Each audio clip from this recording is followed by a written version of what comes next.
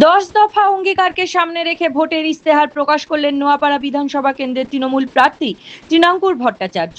তৃণমূল প্রার্থী জানান, এটি শুধু প্রতিশ্রুতি নয়, নোয়াপাড়ার মানুষের প্রত্যাশা পূরণের রূপরেখা। কি এই 10 দফা অঙ্গীকার? দেখে নেব এই কালে সেই বিশেষ প্রতিবেদন।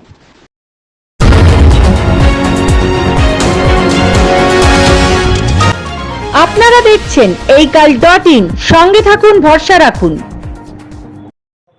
মলয় ঘোষ আমার নির্বাচন কমিটির চেয়ারম্যান, উপস্থিত আমার চিফ ইলেকশন কমিশনার সম্মানীয় শ্রদ্ধেয় শহীদ বিকাশ বসুর ভাই প্রদীপ বসু, সম্মানীয় প্রধান নির্মল কর মহাশয়, নির্বাচন কমিটির কোর কমিটির সদস্য, এছাড়াও রমেন দাস কোর কমিটির সভাপতি, এছাড়া উপস্থিত আমার বিভিন্ন পঞ্চায়েতের নেতৃত্বরা, বিভিন্ন টাউন ব্লকের প্রধানরা, কাউন্সিলররা, সঞ্জীব সিং রয়েছেন সভাপতি টাউন 2, বিভিন্ন শাখা সংগঠনের বিভিন্ন প্রধানরা এবং অনেককে আমরা এই পেছন দিকে হয়তো বসাতে পারিনি, সামনে রয়েছেন। তাদের সবাইকে সাক্ষী রেখে তাদের এলাকার বিভিন্ন প্রয়োজনগুলো, যা আমি এতদিন ধরে ঘুরেছি, আমি শুধু ঘুরেই যে কোনো সমস্যার সমাধান করে দেবো বলিনি। আমি সেই ঘোরার পর আমি একটা সার্ভে করেছি আমার মতন করে, এবং সার্ভে করার পরবর্তী পর্যায়ে যেটা আমার পক্ষে করা সম্ভব বলে আমার মনে হয়েছে সেইগুলো আমরা লিখেছি। এর বাইরেও এমন কিছু আছে যেগুলো আমি এখনো আমার একলার উদ্যোগে সফল করতে পারবো বলে আমার হয়তো মনে হয়নি, কিন্তু সেই কাজগুলো আমি করার চেষ্টা করবো, সেগুলো আমি বলবো।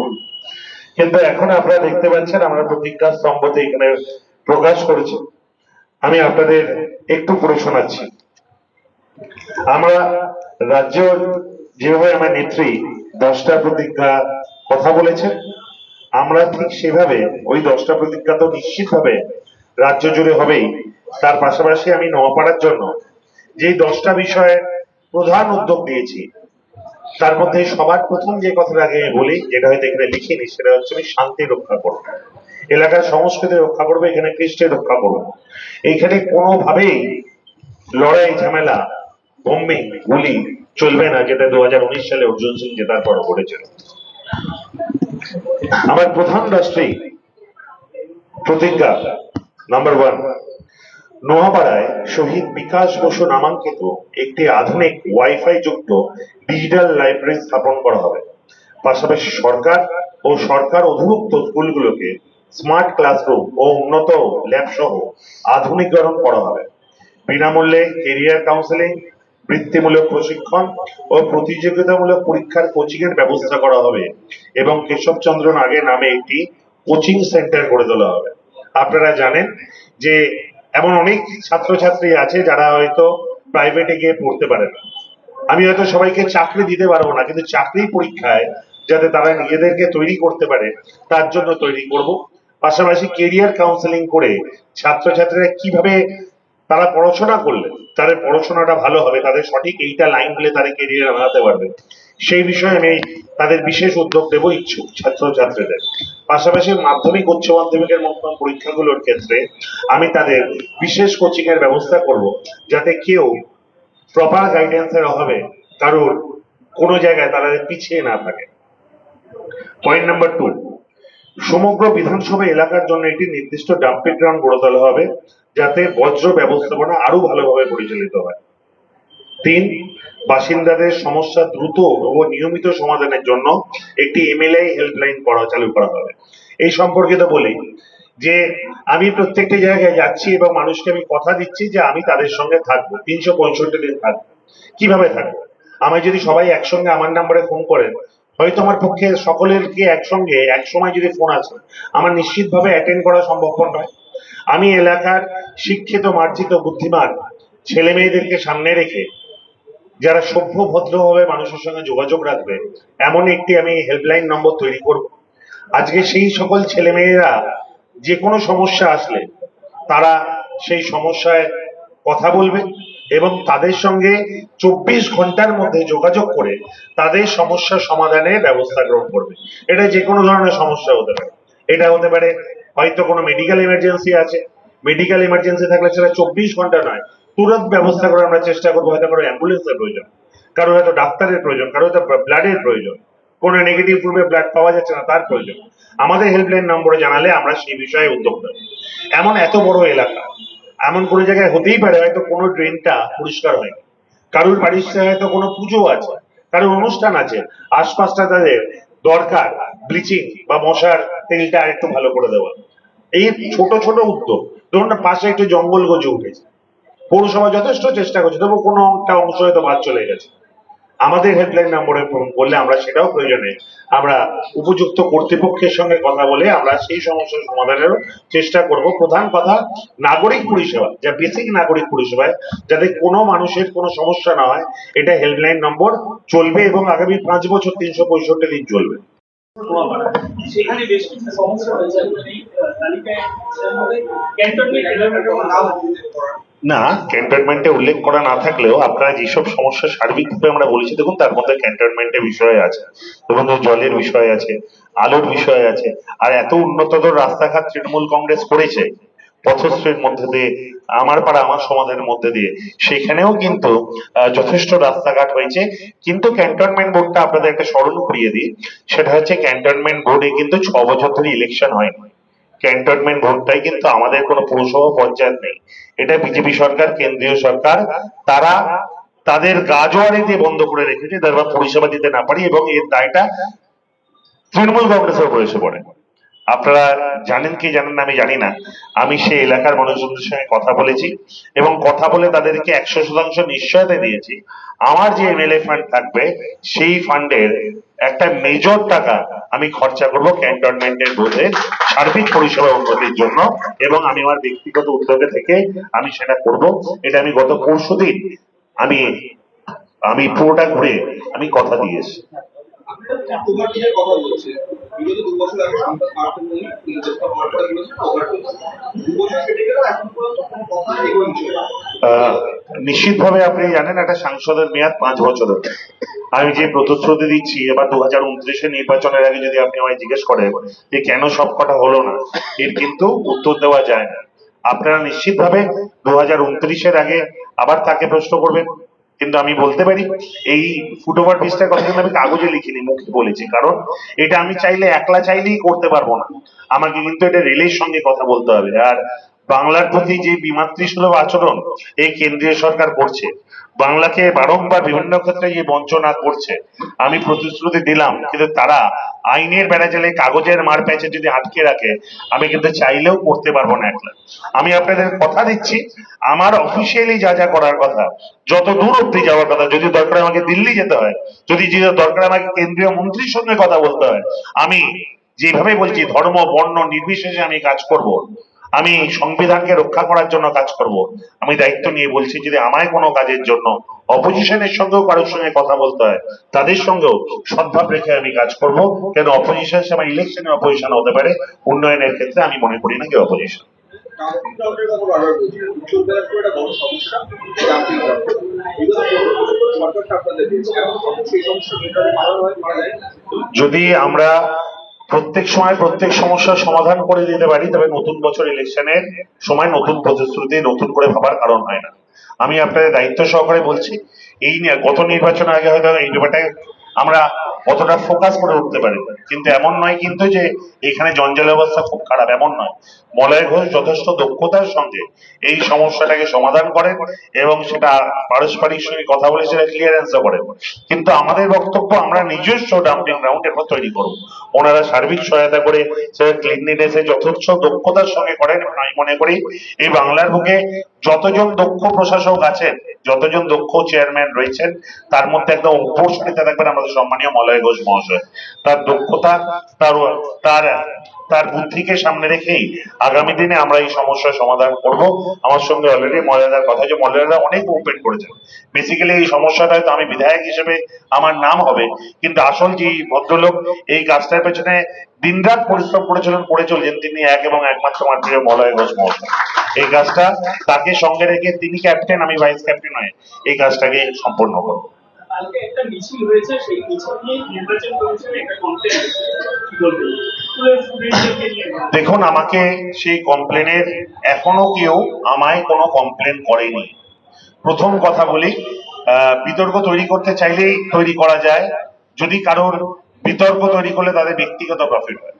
আমি মনে করি কোনো অরাজনৈতিক মিছিল, যেই মিছিল প্রথমবার হচ্ছে না, যেই মিছিল এর আগেও হয়েছে এবং এর আগেও এনাদের সঙ্গে নিয়ে মিছিল হয়েছে। আমরা প্রভাত ফেরি বলতে ছোটবেলায় যা বুঝি, সেখানে স্কুলের বাচ্চারা থাকেন, সেখানে সমাজের বিভিন্ন স্তরের প্রতিনিধি থাকে, নাচের স্কুল, গানের স্কুল থাকেন। এটাই তো বাংলার সংস্কৃতি।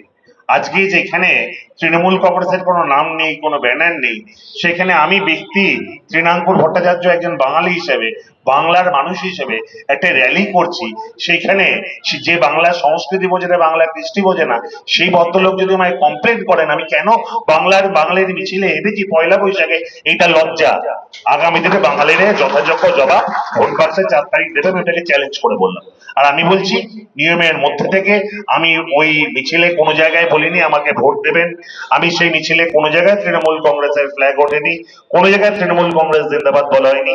আমি যদি একটা অরাজনৈতিক মিছিলে পা মেলাই, আমি নাগরিক হিসেবে মেলাতে পারবো না? আমার সংবিধান আমাকে এই অধিকার দিয়েছে, এবং যারা সংবিধানকে মানে না তারা এর গুরুত্ব বুঝবে না। শিউলি এবং মোহনপুর অঞ্চলের গ্রাম পঞ্চায়েতের পরিবারগুলোর জন্য পানীয় জলের সরবরাহ উন্নত করতে উদ্যোগ নেওয়া হবে। আপনারা অলরেডি জানেন এই উদ্যোগটা ব্যাপারে মমতা বন্দ্যোপাধ্যায় বলেছেন, মিটিং এ এসে জানিয়েছে, এবং কাজও কিন্তু আমাদের শুরু হয়ে গেছে। ইনফ্যাক্ট মাঝে কাজ বন্ধ হয়ে গেছিল। আমি যখন বাড়ি বাড়ি গিয়ে সমস্যার কথা শুনলাম, আমি তাদের সঙ্গে আবার যোগাযোগ করে কাজ কিন্তু অলরেডি চালু করে দিয়েছি। পলতায় কিন্তু সেই কাজ হচ্ছে, পিএইচির কাজ হচ্ছে, এবং আমি আপনাদের দায়িত্ব সহকারে বলতে পারি, আমি জিতে আসার পর অতি দ্রুত এই জলের সমস্যার সমাধান হবে। জলের সমস্যা মানে জল পড়ে না এমন নয়, কিন্তু জলটা সরু পড়ে। আমি গারুলিয়া নর্থ ব্যারাকপুর অঞ্চলে গরমকালের ক্ষেত্রে এমন কিছু সমস্যা দেখা যায়, কিন্তু আমি আশাবাদী আমি এই সমস্যার সমাধান আমি জিতে আসার পর অতি দ্রুত করতে পারবো, এবং স্বয়ং শ্রদ্ধা নেত্রী মমতা বন্দ্যোপাধ্যায় নিজে এই ব্যাপারে উদ্যোগ নিচ্ছেন। পঞ্চম, স্থানীয় কর্মসংস্থানের বৃদ্ধির জন্য ক্ষুদ্র ও কুটির শিল্পে জোর দেওয়া হবে। শিউলি এবং মোহনপুরের কৃষিভিত্তিক উদ্যোগ এবং মহিলাদের স্বনির্ভর গোষ্ঠীগুলোকে সরকারি প্রকল্পের মাধ্যমে সহজ শর্তে ঋণ এবং বাজারিকরণের সুযোগ করে শক্তিশালী করা হবে। ষষ্ঠ, স্বাস্থ্য এবং পরিবেশের সামগ্রিক উন্নয়নের এলাকার প্রাথমিক স্বাস্থ্য কেন্দ্রগুলির পরিকাঠামোগত উন্নয়ন করা হবে। 24 ঘন্টা অ্যাম্বুলেন্স পরিষেবা ও পর্যাপ্ত চিকিৎসকের উপস্থিতি নিশ্চিত করা হবে। পাশাপাশি প্রতি বছর সেবাশ্রয়ের স্বাস্থ্য শিবির আয়োজন করে মানুষের হাতের নাগালে চিকিৎসা পরিষেবা পৌঁছে দেওয়া হবে। একই সঙ্গে গঙ্গার ঘাট সংস্কার, বৃক্ষরোপণ কর্মসূচি, বিজ্ঞানসম্মত বজ্র ব্যবস্থাপনার মাধ্যমে নোয়াপাড়াকে পরিচ্ছন্ন এবং দূষণমুক্ত করে তোলা হবে। আপনারা জানেন আমি এই নোয়াপাড়ার ক্ষেত্রে আমাকে অনেকেই পরিচিত, অনেকেই দেখেছে যে আমি সেবাশ্রয় ক্যাম্পকে সকলকে সঙ্গে নিয়ে কিভাবে করেছিলাম, এবং অভিষেক বন্দ্যোপাধ্যায়ের মস্তিষ্ক প্রসূত এই সেবাশ্রয় আজকে একটা যুগান্তকারী সাহায্য করেছে। আমরা প্রায় 10,000-এর উপর মানুষকে পরিষেবা দিয়েছি, এবং তাদের চোখের অপারেশন করিয়েছি, তাদের চশমা দিয়েছি, এবং বিভিন্ন স্বাস্থ্য পরিষেবা অধিকাংশ কমপ্লিট করতে পেরেছি। সামান্য হয়তো কয়েকজনের এখনো বাকি আছে, কেন কারোর প্রেশার বেশি ছিল, কারোর সুগার বেশি ছিল, আবার একটু নির্দিষ্ট সময়ের পর কিছু বাকি আছে, সেগুলো আমরা আবার করব। কিন্তু এটা প্রত্যেক বছর আমি কথা দিচ্ছি, এই বিনামূল্যে স্বাস্থ্য পরিষেবা এবং প্রচুর অপারেশন আমরা করেছিলাম বিনামূল্যে, এই পরিষেবা জারি থাকবে। ষষ্ঠ, নাগরিক অধিকার ও সম্প্রীতি রক্ষায় সকলের মর্যাদা ও নিরাপত্তা নিশ্চিত করা হবে এবং আইন শৃঙ্খলা জোরদার করা হবে। বিশেষ করে মহিলাদের নিরাপত্তার দিকে গুরুত্ব দেওয়া হবে। গুন্ডারাজ চলবে না। আমরা বোমগুলি নয়, আমরা পেন তুলে দেব, আমরা খাতা তুলে দেব, আমরা আগামী প্রজন্মকে প্রপার শিক্ষার মধ্যে দিয়ে, প্রপার রুচির মধ্যে দিয়ে এই নোয়াপাড়াকে এগিয়ে নিয়ে যাব। অষ্টম, জনমুখী প্রকল্পগুলি 100% স্বচ্ছতার সঙ্গে বাধাহীনভাবে বাস্তবায়িত করা হবে, যাতে প্রতিটি যোগ্য পরিবার সমস্ত সরকারি সুবিধা পায়। পাশাপাশি স্বর্গীয় বিধানচন্দ্র রায়ের স্বপ্নের প্রকল্প পলতা মেকানাইজড ব্রিকফিল্ড পুনরুজ্জীবন করার চেষ্টা করা হবে। এলাকার ঐতিহ্য এবং সম্ভাবনাকে পুনরায় জাগিয়ে তোলা হবে।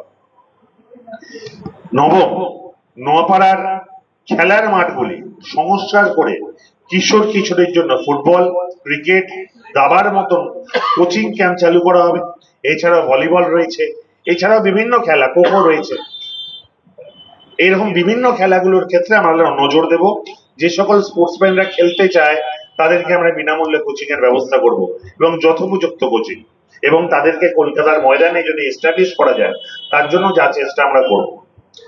পাশাপাশি স্থানীয় শিল্পীদের জন্য একটি আধুনিক মুক্ত মঞ্চ এবং অডিটোরিয়াম গড়ে তোলা হবে, এবং পালা সম্রাট ব্রজেনদেরকে সম্মান জানিয়ে যাত্রা ও নাটকের প্রসারে বিভিন্ন সাংস্কৃতিক উৎসব আয়োজন করা হবে। আপনারা জানেন আমি যে এই নোয়াপাড়া তথা বাঙালিরা কালচারে খুব এনরিচ। তারা প্রত্যেকে নিজের সন্তানকে হয় আঁকার স্কুলে, নয় নাচের স্কুলে, নয় গানের স্কুলে, নয় কোনো না কোনো কালচারাল অ্যাক্টিভিটিসে যুক্ত থাকে। আমি বিশ্বাস করি যদি সমাজ ক্রীড়া সংস্কৃতি জগতের সঙ্গে যুক্ত থাকে তবে সেই সমাজে অপরাধ প্রবণতা কমে। তাদের সুশিক্ষার পাশাপাশি এইটা অত্যন্ত জরুরি। তাই এই বিষয়ে আমি ক্রীড়া এবং সংস্কৃতি এই দুটো বিষয়ে বিশেষ গুরুত্ব দেব। বিশেষত আমি নিজে এই ব্যাকগ্রাউন্ড থেকে উঠে এসেছি। দশম, নোয়াপাড়ার গঙ্গা তীরবর্তী অঞ্চলে জলপথে যোগাযোগ ব্যবস্থার উন্নতি করার চেষ্টা করা হবে, যাতে পরবর্তী এলাকার সঙ্গে সংযোগ আরো সহজ হয়। পাশাপাশি শতাধিক বছরের পুরনো ডিফেন্স ফ্যাক্টরিগুলির ঐতিহ্য গুরুত্ব ফিরিয়ে আনার উদ্যোগ নেওয়া হবে।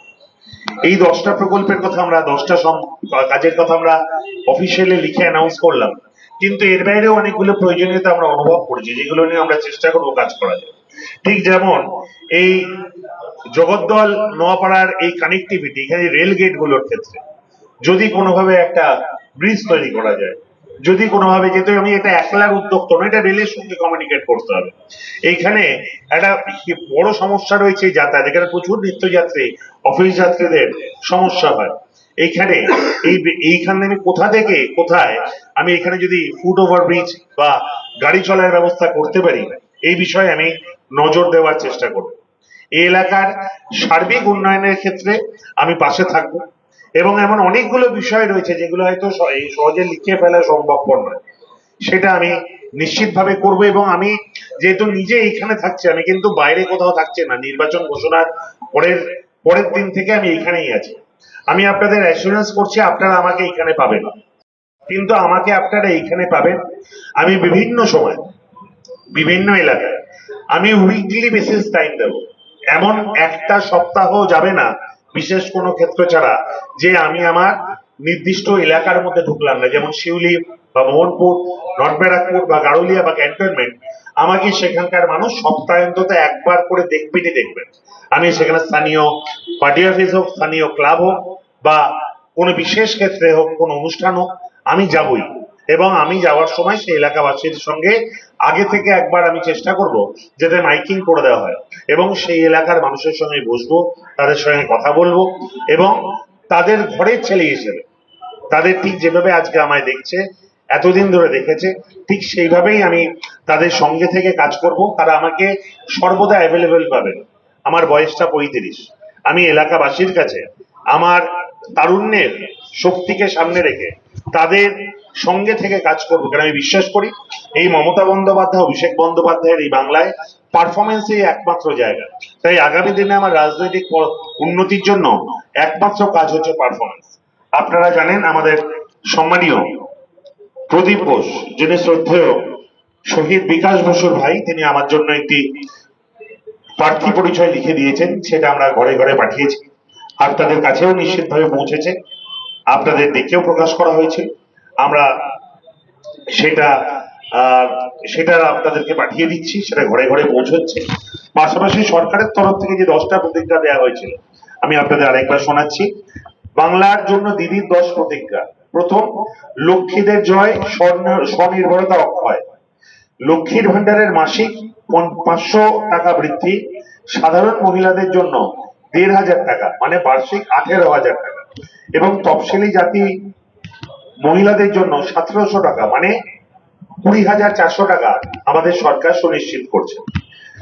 যুবদের পাশে জীবিকার আশ্বাসে, জীবিকাহীন যুবদের বাংলা যুবসাথী প্রকল্পে মাসিক ১৫০০ টাকা মানে বার্ষিক ১৮,০০০ টাকা আর্থিক সহায়তা নিশ্চয়তা। বাজেটে কৃষি কৃষকের হাসি মানে কৃষক পরিবারগুলিকে নিরবিচ্ছিন্ন সহায়তা, ভূমিহীন কৃষকদের আর্থিক সাহায্য এবং কৃষিক্ষেত্রে সামগ্রিক উন্নতির জন্য ৩০,০০০ কোটির কৃষি বাজেট। চতুর্থ, নিশ্চিত বাসস্থান চিন্তার অবসান, বাংলার সকল পরিবারের জন্য নিশ্চিত পাকা বাড়ি। পঞ্চম, ঘরে ঘরে নল পরিশ্রুত পানীয় জল, বাংলার সমস্ত বাড়িতে পাইপলাইনের মাধ্যমে পরিশ্রুত পানীয় জল পৌঁছে দেওয়ার লক্ষ্য। ষষ্ঠ, সুস্বাস্থ্যের অধিকার বাংলার সবার, প্রতি বছর প্রতিটি ব্লক ও টাউনে আয়োজিত দুয়ারে চিকিৎসা ক্যাম্পে কার্যকরী স্বাস্থ্য পরিষেবা পৌঁছে দেবে আপনাদের দোরগোড়ায়। সপ্তম, শিক্ষাই সম্পদ ভবিষ্যৎ নিরাপদ, বাংলার শিক্ষায়তনের অধীনে সমস্ত সরকারি স্কুলের সামগ্রিক পরিকাঠামোগত উন্নয়ন। অষ্টম, পূর্বের বাণিজ্যের কাণ্ডারি বাংলাই দিশারি, বিশ্বমানের লজিস্টিক্স, বন্দর, বাণিজ্যিক পরিকাঠামো এবং একটি অত্যাধুনিক গ্লোবাল ট্রেড সেন্টার সহ বাংলা হয়ে উঠবে পূর্ব ভারতের বাণিজ্যের প্রবেশদ্বার। নবম, প্রবীণদের পাশে যত্নের আশ্বাস, বর্তমানের সকল উপভোক্তাদের জন্য নিরবিচ্ছিন্ন বার্ধক্য ভাতার সহায়তায় নিশ্চিত করার পাশাপাশি ধীরে ধীরে এই ভাতার সুরক্ষা পরিধিকে আরো সম্প্রসারিত করে সকল যোগ্য প্রবীণ নাগরিককে এর আওতায় নিয়ে আসা। দশম, প্রশাসনিক সুবিধায় নতুন দিগন্ত বাংলায়, 7টি নতুন জেলা তৈরি, সামগ্রিক ভৌগোলিক পুনর্গঠনের মাধ্যমে পৌরসভার সংখ্যা বৃদ্ধি। আমাদের রাজ্যের 10টা প্রতিজ্ঞা এবং আমাদের নোয়াপাড়ার জন্য 10টা প্রতিজ্ঞা। আমি সবাইকে অনুরোধ করছি একটু হাতে হাতে তুলে ধরার জন্য। আমরা আপনাদের সামনে তুলে ধরছি, সবাইকে অনুরোধ করছি একটু হাতে হাতে তুলে ধরুন।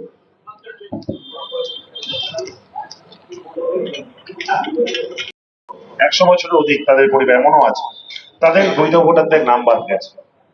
আমাদের মতুয়া ভাই বোন, তাদের প্রচুর নাম বাদ গেছে। আমার এমন অনেক জায়গার রয়েছে আমাদের যারা বর্ধিষ্ণু বাঙালি পরিবার, যারা প্রচুর বছর ধরে এখানে আছে, তাদের নাম বাদ গেছে।